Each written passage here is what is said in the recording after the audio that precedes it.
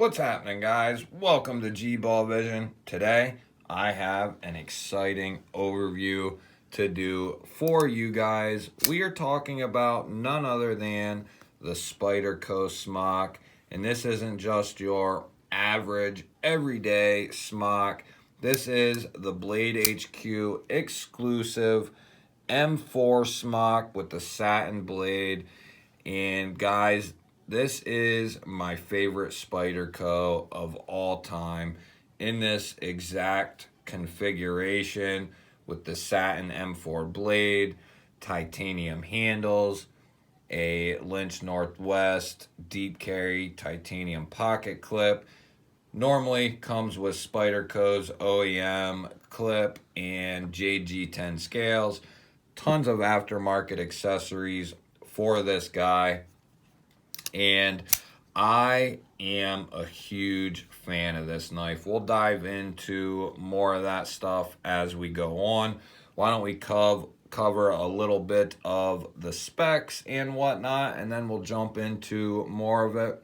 So starting us off, we have a machine satin M4 tool steel Wharncliffe blade, Spyderco's trademark hole, and a rear flipper tab for your deployment methods, which you don't often see many Spydercos with a flipper tab like that.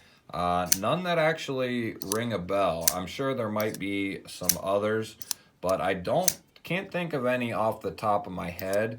And that's one of the features of this knife that I really love, is not only do you get the awesome hole, but you get that rear flipper tab that works so well as I screw it up. You can thumb flick this guy out, reverse flick it, use that rear flipper tab. All three work phenomenal. I think you can even slow roll it out nice and easy, very smooth. The knife has broken in extremely well. So in this case, we have Raylight titanium scales. I call them Tetris titanium scales. I'm not sure what Raylight calls them, but they really remind me of Tetris, and they are very well finished. They're stone washed. They look amazing, and they're not bad priced at all. And then, like I mentioned, you have a Lynch Northwest deep carry titanium clip with the fall Mascus pattern on it. And I think it just goes with the knife very well. I've often contemplated changing that, but I really like it, and I might end up sticking with it. We'll see what happens. Why don't we go ahead and get some measurements on this guy. So as far as your total edge, you're looking at about 2 13/16 for your total edge there. As far as your total blade length, you're looking at it's like 3 5/16 total blade length, and then you're all of 8 inches. It's like 7 15/16 there.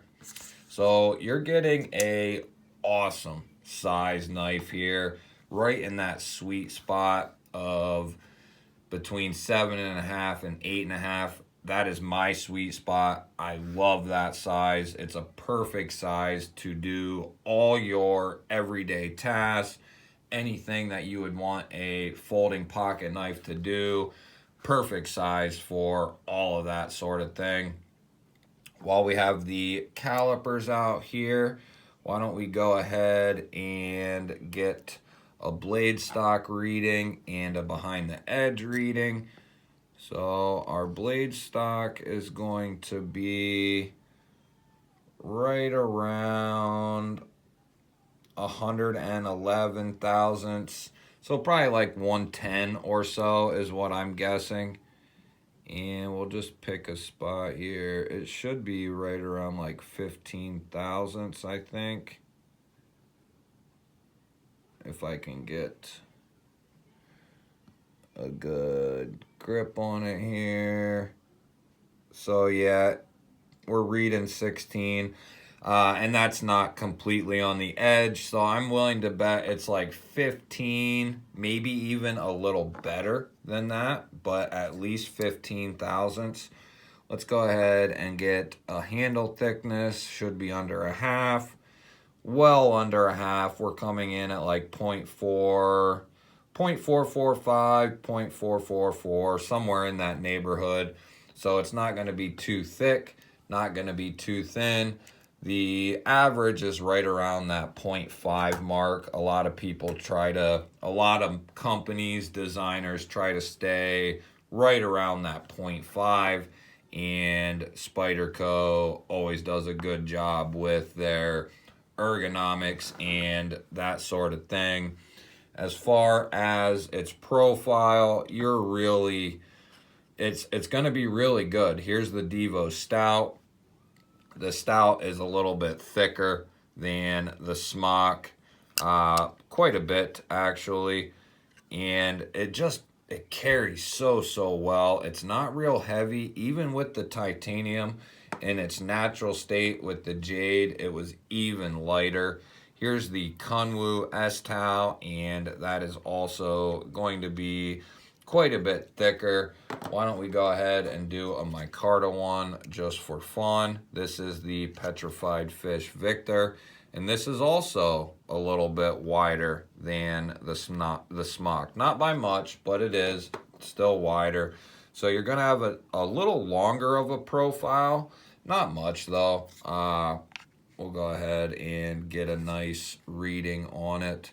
Like under 4.5. So it's really not that long, but you get a nice thin profile as far as your width. Total width on this guy is 1.1. So I mean, that is pretty good. The Stout, for instance, at its widest point here is like 1.3. How about like the Pyrite, for instance? 1.25. So it's a good carry in my opinion. Very good, very hard to beat.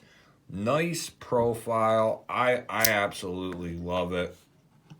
Why don't we go ahead and do some comparisons? We'll bring that Devo Knives Stout back out. That's a fair comparison there. Why don't we go ahead and bring the brand spanking new Devo Knives Pony Stout out. Love this knife. Nice hollow grind on it. Smock's going to be quite a bit bigger than both of those. How about we'll bring the Kunwu S-Tau out, which should be a fair comparison here. Yes, very fair. Very close on all sides as far as your length and blade and all that. There is the Petrified Fish Victor. You're going to have similar blade or handle length, but you're going to be getting a little bit more blade with that Victor. How about we bring out a couple CJRBs, newer CJRBs that are very popular. Here is the Echo, and we'll go ahead and bring that Warney Pyrite right back out. And these are both fairly similar in their blade shape. You kind of have a combo of both. Absolutely great blade shape on all three of these knives. Very close in size, but the Smock is going to be just ahead of them. And why don't we go ahead and do a Kaiser. This is the Torngat, a newer Kaiser model. And let's do a big boy just so you can really get an idea. This is the Vosteed Gator, 4-inch blade, 9-inch overall. The Torngat is really a fair comparison, and the Gator is going to be quite a bit bigger. So that hopefully that gives you an idea there. As far as aesthetics, guys, I think it's one of the absolute best looking Spydercos on the market. In my opinion, I think it looks phenomenal. Very unique blade shape, nice slim line profile there. Just a great overall aesthetic appeal. As far as ergonomics, you're going to be able to grip this in the back position, the choked up position. You have a normal grip there. You can do a old reverse grip. It's going to be comfortable in a variety of different grips. I love it. You can get right up on that point for some nice detailed control cuts. You can get right up behind that edge. It's just great. Because of that slim profile, you're able to grip it in just a variety of spots. You can even come way back here and it's comfortable. Here, here, here. I mean, it's great. I absolutely love the ergonomics of this guy. As far as the action goes, I wouldn't say it's your typical Spyderco. I think it's even better. You get some crazy good action on this guy. The reverse flick is phenomenal. The thumb flick is phenomenal. The rear flipper tab just works great. It's one of my favorite features about this knife. And that button, which is still their compression lock, but in this case, to disengage it, you push the button, it pushes the compression lock over, and that will disengage your blade. So it is everything that your compression lock is, except you're using a button to disengage it, which I wish they would incorporate that more in more Spydercos. And I think they will eventually. Why don't we go ahead and do a quick hardware check. You have T8 on your pivot, and it's going to be T6 all the way around, including your pocket clip screws. Yep. So T6 all the way around with the exception of your pivot there. That's going to be T8. As far as lockup and all of that sort of thing, this thing is a bank vault. There's literally not even the slightest hint of movement up or down or side to side. Perfect tolerance. I mean, it's got great tolerances. It is centered up beautifully right down the middle. It has Lefty capability, so you will be able to carry this Lefty if you are left-handed, or you like carrying a knife with the left hand. This one is going to do that for you. Spyderco typically does a good job with keeping the lefties in mind. We'll go ahead and do a quick cut test. Now, this is still the factory edge, and this has quite a bit of use on it, but from what I remember, yeah, it's still butter. Still butter. And the M4 Smocks haven't been around for quite a while, so that tells you how long I've had it. And I have carried and used it quite a bit. There will be a full review of this knife coming up eventually here. And spoiler alert, it's going to be very good. I've kind of avoided doing this because you can't get this particular version anymore, but you can still get the S30V, which is going to be very, very good as well. Not quite on the M4 level, but S30V from Spyderco is still going to be very, very good. That M4 has held up very well. Obviously, a very, very tough steel. And as far as your corrosion issues, I have not had a single issue with corrosion problems. And I haven't had any with any of my M4, period, on any of my models with M4. It has held up extremely well. You have that horizontal satin there, that hand rub satin there, machine satin on the hollow.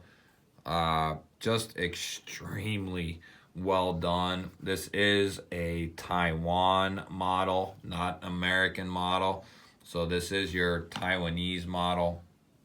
There has been no detent issues, no lockup issues, no blade play issues, not a single issue with the knife, period. The only issue I ever had with this knife was changing the scales, which was a hour-long process pretty much.